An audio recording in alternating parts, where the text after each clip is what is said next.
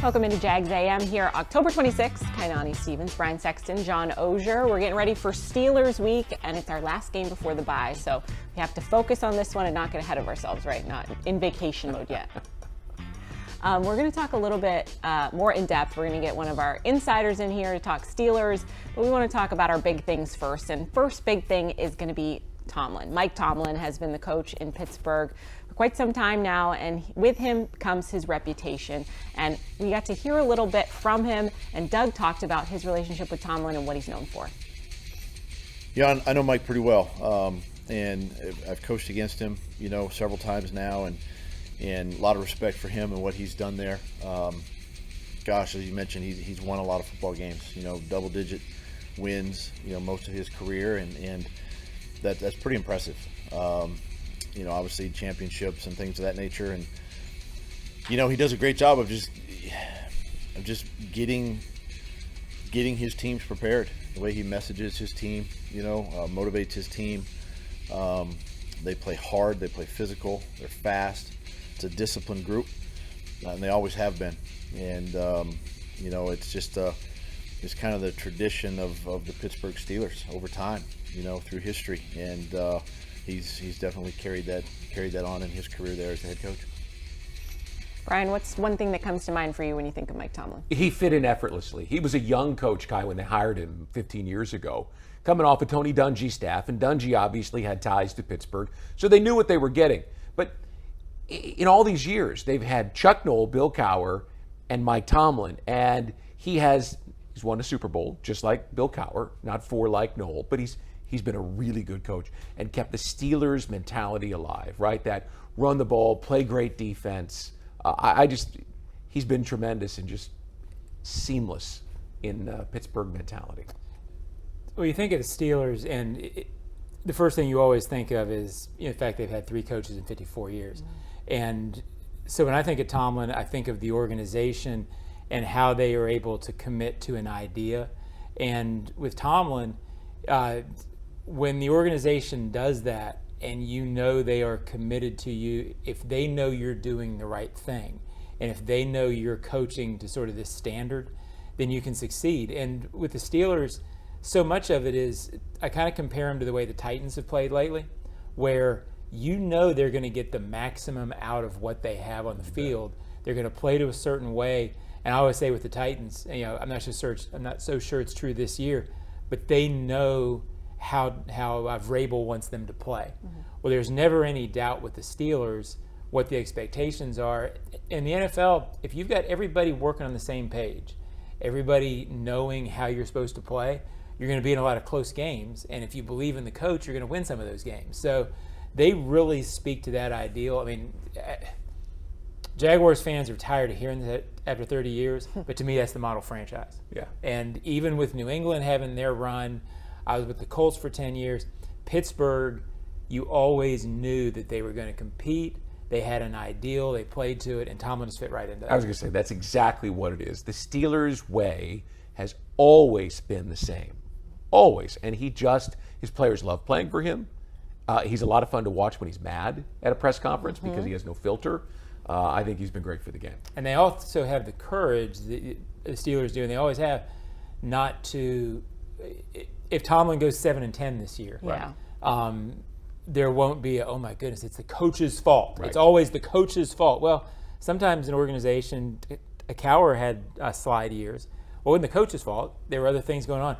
They have the belief, or whatever it is, not to always blame the coach, which it seems like most other franchise want to blame the coach because the fans do. And I can remember a time where it was tough to sell tickets in Jacksonville, right? And I can remember someone in Pittsburgh saying they don't have that problem here, right? So they don't make decisions based on what do the fans want and will it help them buy tickets next year. They always make football-based decisions, not marketing-based decisions. And when you reach that point, and not every franchise does, in fact, few do, when you reach that point, you can be patient with your coach and know what he's doing. And I think that's huge. You guys mentioned that relationship between ownership and coach. That doesn't happen everywhere, to have that belief in your coach. And I think we like to think that having the GM, the owner, and Doug on the same page here. That's how you start something like that, having faith in everybody and all working together.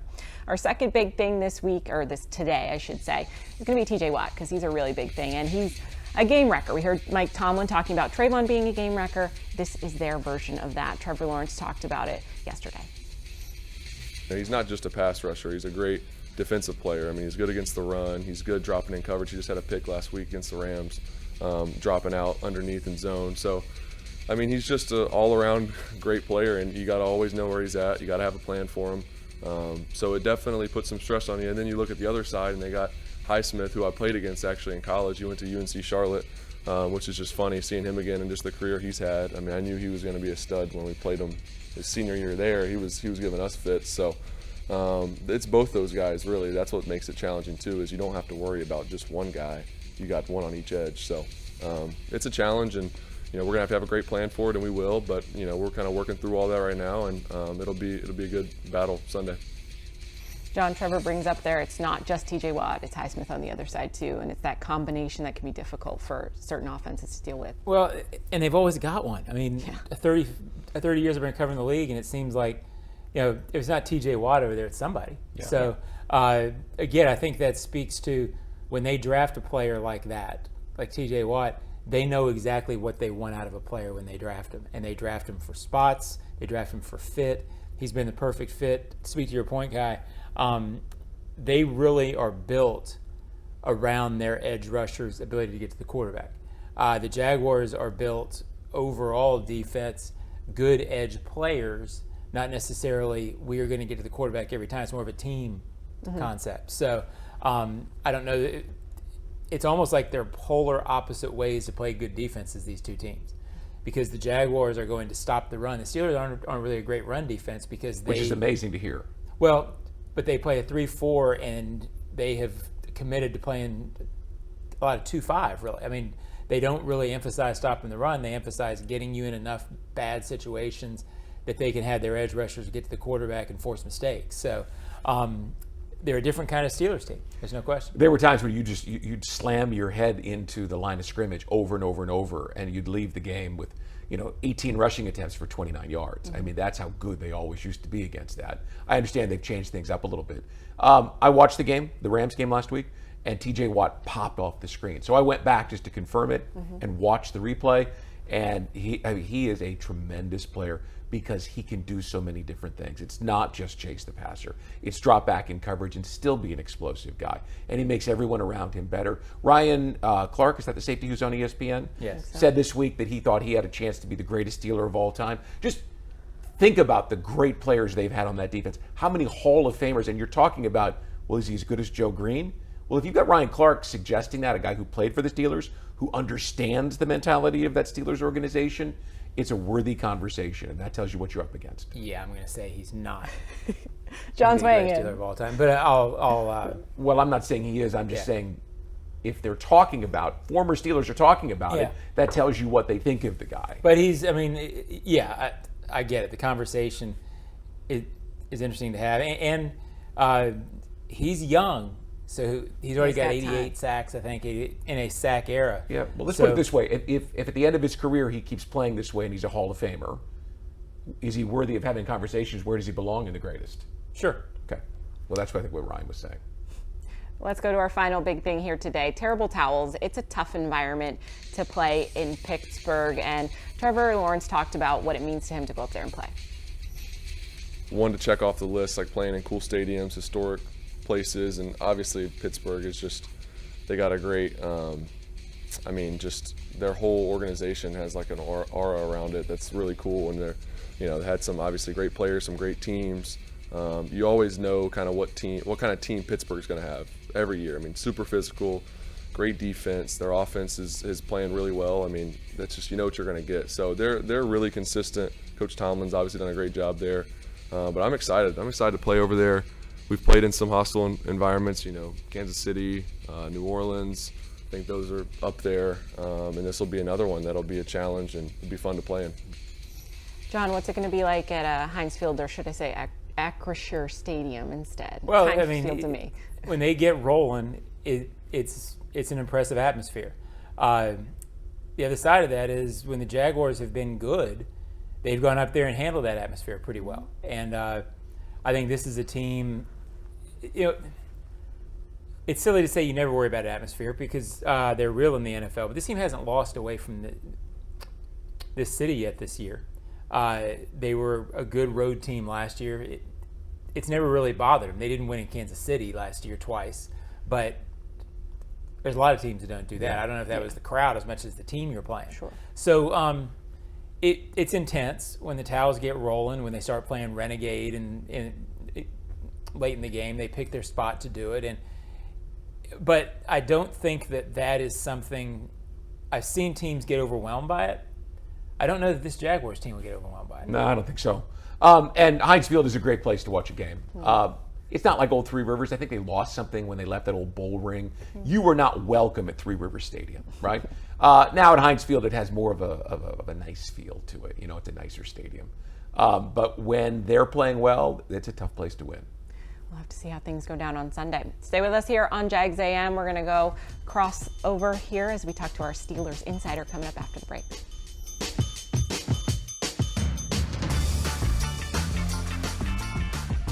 Hello, I'm Dan Fields, and we have some great news. Fields has the vehicle you want, in stock, priced right, and ready for delivery. Fields Auto Group is Jacksonville's luxury automotive destination for Cadillac, Jaguar, Land Rover, Lexus, Mercedes-Benz, and Porsche. Inventory is back and available for immediate delivery. And every Fields customer can take advantage of our Fields Amenities program with complimentary loaners, car washes, and our cafes. You deserve the best. Stop by today or go to fieldsauto.com. Sudeth is on the 20, the 10.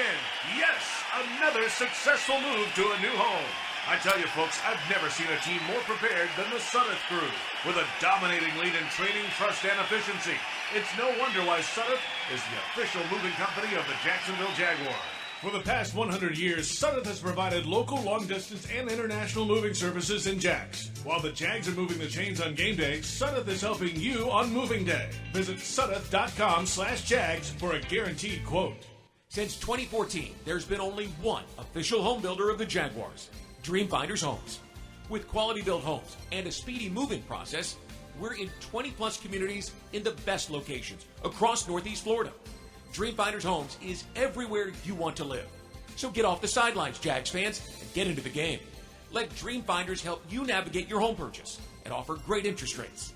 Visit DreamfindersHomes.com for all your move-in ready homes and step up your game. Welcome back to Jags A.M. presented by Fields Auto Group Jacksonville. Step up to luxury at fieldsauto.com. Playing the Steelers this week, so of course we have to go and talk to our Steelers insider. Chris Carter is here with us today. And Chris, we were talking a little bit yesterday about Mike Tomlin because I love to hear from Mike Tomlin. He's always a good time. And he was calling Trayvon Walker a wrecking ball. We were just talking about TJ Watt, your wrecking ball. So I know Mike Tomlin's not a huge fan of identity, but how would you describe your team? Because we see a lot of similarities between the two. I mean, that's what I did a lot of talking about this week, is that I think this is a mirror match in a lot of ways. You have a young quarterback looking to prove himself. You have a first-round running back from the 2021 draft in Najee Harris and Travis Etienne. You have TJ Watt and Alex Highsmith, the same way you have Travon Walker and Josh Allen. TJ Watt has been, he's put himself in that conversation as one of the greatest defenders of all time. Just this last week with that interception that you were seeing there against the Rams, he became the only other player not named Lawrence Taylor to have 70 sacks and 7 interceptions in his first 7 seasons in the NFL. He's at an insane pace. He beats you in so many different ways. The Rams even schemed a way to try to take him and Alex Highsmith out. Either they were getting the ball out quick or they were triple and double teaming them to make sure that they couldn't get to Matt Stafford. And so when TJ Watt realized that, he said, okay, you want to double team me? That's fine.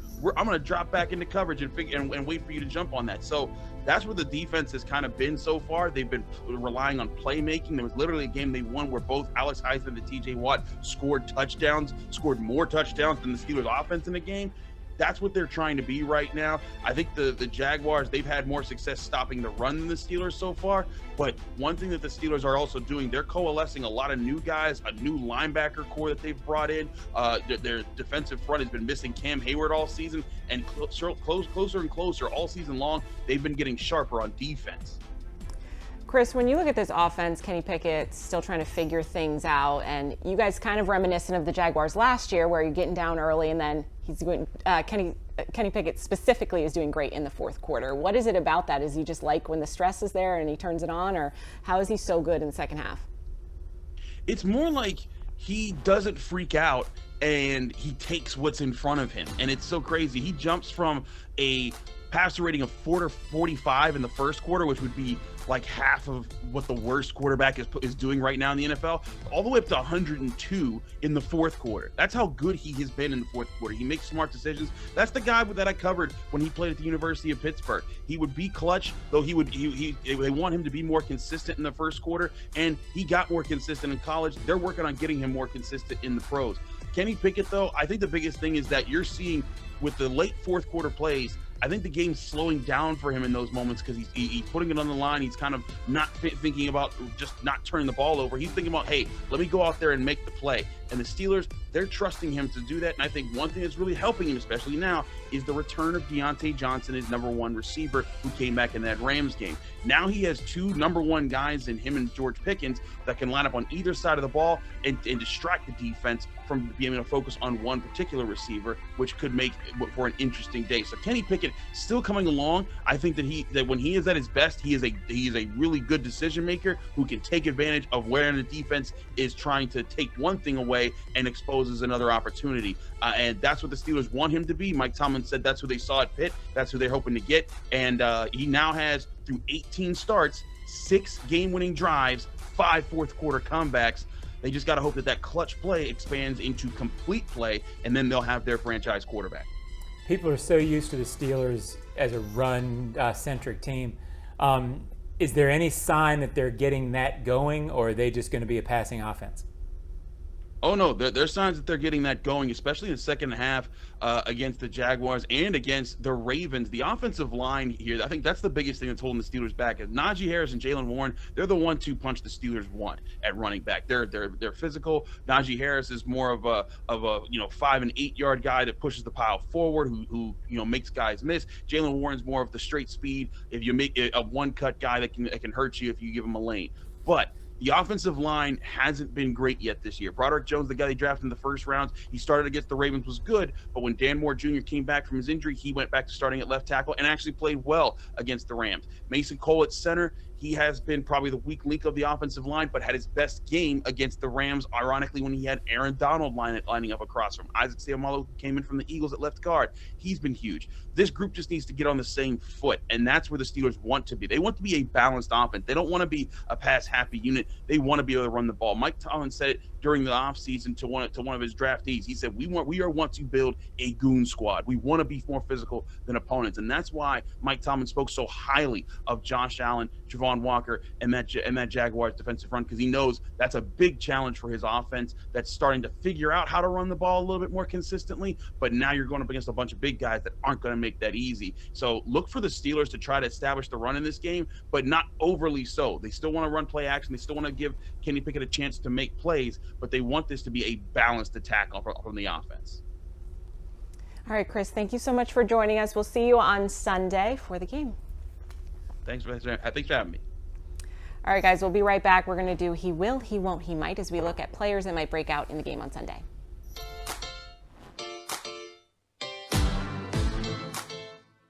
Hello, I'm Dan Fields, and we have some great news. Fields has the vehicle you want, in stock, priced right, and ready for delivery. Fields Auto Group is Jacksonville's luxury automotive destination for Cadillac, Jaguar, Land Rover, Lexus, Mercedes-Benz, and Porsche. Inventory is back and available for immediate delivery. And every Fields customer can take advantage of our Fields Amenities program with complimentary loaners, car washes, and our cafes. You deserve the best. Stop by today or go to fieldsauto.com. Since 2014, there's been only one official home builder of the Jaguars, Dreamfinders Homes. With quality-built homes and a speedy move-in process, we're in 20-plus communities in the best locations across Northeast Florida. Dreamfinders Homes is everywhere you want to live. So get off the sidelines, Jags fans, and get into the game. Let Dreamfinders help you navigate your home purchase and offer great interest rates. Visit DreamfindersHomes.com for all your move-in ready homes and step up your game. Your hometown gate now has more ways to save, Introducing My Gate Rewards, a new loyalty program with member-exclusive savings and fuel discounts. Earn points on in-store purchases, take advantage of special offers, and save on products you love. Score free coffee, fountain drinks, pizza, and soft serve with Gates frequent shopper clubs. Then use your points on savings at the pump. Download the My Gate Rewards app in the App Store today or ask a store associate for more information. Go from good to Gate. Sudeth is Florida's trusted and reliable moving company. Sudeth is proud to be the official moving partner of the Jacksonville Jaguars. To get a guaranteed quote, you can visit sudeth.com/Jags. We are back here. We've been talking Steelers all morning, and now we're going to talk about the Jaguars players we think will have an impact in this game on Sunday. So, Brian, who are you looking at to kind of break out on Sunday? Well, I don't know if he's going to break out. It's Anton Harrison, the right tackle, and he will get beat on Sunday because the Steelers are going to go after the rookie right tackle, and you're talking about TJ Watt, who we have been featuring since the week began. So he won't, though, let it bother him, and I think he'll rebound and play well. He's been playing well the last couple of weeks, and he might be the real bright spot on that offensive line right now because week to week he keeps getting better. I agree. I went with Calvin Ridley, and I guess he will be fine. And I guess when I hear the buzz about a wide receiver, oh, he's not getting catches, he's not getting this. Remember 1999, Brian? You've been here a minute. Mm-hmm. About halfway through that season, I get a call from my sports editor. I need a story on what's wrong with Jimmy Smith. Oh, no. Was that before he had the 16-catch game against the So I went to Steelers? Jimmy and I said, Jimmy, I've known Jimmy for about 5 years, and I said, hey, my editor wants me to do this story. I've got no choice. When Tom tells you to do something, you got to do it. When this guy tells me, okay, we did it. He finished the season with 1,600 yards receiving and 116 catches. Sometimes receivers go through lulls, is my point. It's not up to them when they get the ball, and sometimes when the defense takes you away, you can't get it. He won't be bothered by this buzz. I don't get the idea. Every receiver wants the ball, but I don't get the idea that Calvin is overly stressing about one or two games where he's not the focal point in the offense. And he might, I don't know if break out, but this almost goes back to he will. And I know I'm breaking the code here, but he's still going to be a huge part of this offense. He might be one of those guys who's key even when he's not getting the ball. Talking to the receivers yesterday, the other receivers, not him, they need him on the field because he draws defenses. They really need the whole group, but he's part of a mosaic, if you will. Not necessarily, they are not going to just feature Calvin Ridley in the offense. So he's going to have his moments, but he's not going to be every week the 100-yard guy. That's not the way the offense is going to be set up. I remember the storylines about Jimmy that year, and there was a huge Sunday night game against the Saints in 1999. It was that week, by the way. It was 12 catches and 200-plus yards, and all of a sudden, the rest of the year, he was the best receiver in the AFC. All right, for mine, I picked Devon Hamilton because I think he will play this week. We've seen him working back. He practiced in full last week. This week he is practicing in full as well, and he has no medical clearances to go. It's just whether, coaching and him say they're ready to go. So I think he will play. He might, what did I say? Why do I do this every week? He won't look rusty is what I meant to say because he's been practicing for so many weeks. And I do not think, and I think he might also have an impact in the sense that what Devon Hamilton brings to this defense by clogging up the middle can help the pass rush, it can help coverage, and I think he's someone we forget about a little bit because the defense has been doing so good, but the role that he plays is crucial for this team as well. He'll make it easier on Trayvon to get some of those sacks. He'll push the pocket and force the quarterback to step slightly outside, and Trayvon has been there. He's been on the outside and has had his hands around the quarterback. My guess is wanting to stay away from number 41, the quarterback is going to drift into 44. Yeah, and the pass rush as a whole, if you listen to Josh Allen talk about it, he's always talking about pass rushing as a team, having a team plan. Devon Hamilton at the end of last year, think about Roy Robertson-Harris, how good he was at the end of last year. Devon Hamilton was making a lot of guys better. There's 4 or 5 guys they really depend on to get to the quarterback. Devon Hamilton being a nose tackle, you don't think of that. One of the reasons they signed him to the big deal in the offseason was he was showing he could impact the pocket. Absolutely. So we'll be happy to have him back, hopefully, this Sunday. Stay with us. We're going to preview again Sunday's matchup and give you our final thoughts on it.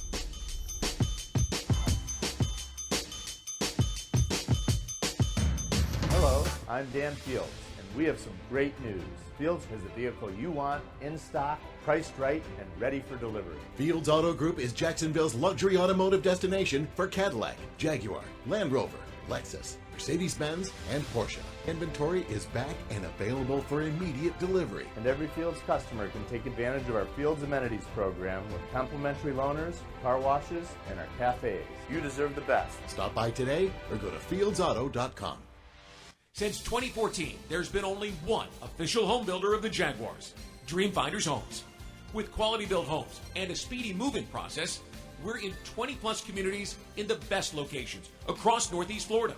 Dreamfinders Homes is everywhere you want to live. So get off the sidelines, Jags fans, and get into the game.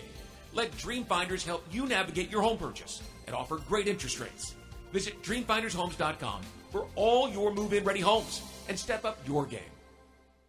Hi Jags fans, Andre Sisco here, safety of the Jacksonville Jaguars. This season, I've partnered up with Luray Peanut Company to serve a greater mission for the Jacksonville community with the Peanut Pickoff. Here's the deal. Every time the Jags make a pick, Luray is going to donate to youth football initiatives in and around the Jacksonville area. On top of that, the Jaguars Foundation will match every dollar. With each interception, our team inches closer to that W, and our kids get to train for a brighter future. Remember, it was always the Jags. Duval! Jags fans, if you want customized Jaguars furniture for your home, check out zipchair.com to browse all customizable options. ZipChair is furniture for fans. Yeah, I mean, I don't think I need to. Kind of speaks for itself, you know. It's like one of those things. You find ways to win. You get criticism, and you don't win games. You get criticism. So it's the nature of the business. Obviously, we're used to that here, so it doesn't bug us. But I think it's just, you know, it's a good reminder just to everyone that, you know, we use all this. It's a chip on our shoulder. We use it as fuel. That's really all it was. Nothing more to it. Obviously, those people are doing their jobs too at the same time. So you understand it. But I think it's good to have a little emotion and remember kind of things that people say, and we don't forget it when people are backtracking in a few weeks or into the season, whatever it is. So that's all it was. So you are keeping receipts? Yeah, 100%. Everybody does a little bit. Maybe some more than others. You know. Others more than me probably, but definitely I think you use all that, and that's part of getting our edge back as a team. That's what we've done the last few weeks, and we're gonna keep doing it. Trevor's keeping receipts, guys. He's listening. He's got his own bulletin board material. I like to hear from Trevor when he gets a little saucy, and he was on Twitter as well talking about, you know, they're just going to keep finding ways to win and let people analyze the team the way they analyze I think the team. that when he's a little spicy and he's still just relaxed, right? I mean, right. It's not actually spicy. He wasn't I'm gripping talking the sides of spicy the for him. podium. Yeah, for him, right? Yes. He's what does my kids call him? Chill. He's very chill. He's chill, He's even very when chill. he's firing back. Look, he knows he's good, and but I think he has a perspective from being in the spotlight for so long about sort of what it all is. What's good, I think, is he's maintained his confidence, and I do think he has perspective on what's important. His stats aren't off the charts. You can see why, if people don't watch him, why they make comments about him not being, quote, elite, because his numbers aren't, 40 touchdowns, but he's doing what it takes to win. He's the quarterback of a conference or of a division-leading team, and I think he knows that. I think he's won enough in his life, and he's got enough that he doesn't have to prove himself. He just has to win. No ego. We love that. Yeah, I mean, I think there's an element there to that with him. Absolutely. All right, guys, what do we think about this Sunday? You think the win streak continues, or do we think it's going to be a tough one? Well, I think it's going to be a tough one. I think they should win. I think they will win. And it sounds like I'm talking out both sides of my mouth, but I'm not. But I don't think, I think it's going to be tough because the Steelers are a team that, especially at home, they are capable of winning weird. They've won sort of weird all season, meaning they create points with their defense. And they can get you if you make a key mistake. And the one thing that you worry about with the Jaguars this year, they have put the ball on the ground on offense. They have given teams opportunities. They can't do that this week, right? You can't have an eight consecutive third down conversion failure rate like they did last week in New Orleans. You got to stay on the field. If the Steelers control the ball for 36 minutes like the Saints did, the Jaguars will not win the ball game. But if the Jaguars can stay on the field and find some sort of rhythm, I think they've got more offense than the Steelers do defense.